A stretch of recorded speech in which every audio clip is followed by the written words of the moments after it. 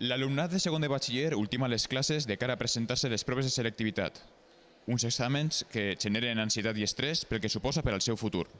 No obstant això, aseguren que la clau és l'organització al llarg de tot el curs. Siempre todas las tardes repasando lo que estudiamos en la mañana. Lo veo muy complicado organizarme todo para que me cuadren todos los horarios de estudio.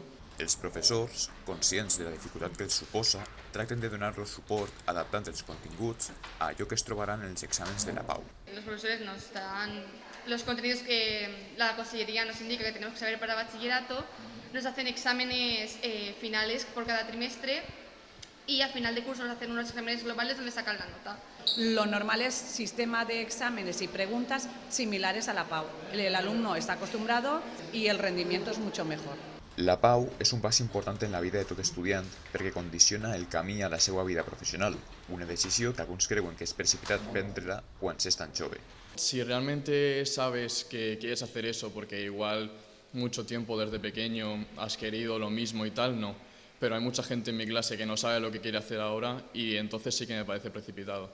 Yo creo que en general está un poco mal gestionado. Ya en cuarto de la ESO te exigen que elijas entre si quieres una carrera de ciencias o de letras. Entonces me parece un poco apresurado que con 16 años tengas que saber lo que quieres hacer. Siga com siga, ja queda poc perquè l'alumnat s'enfronta a aquesta prova, on esperem que tot l'esforç d'aquest any siga recompensat.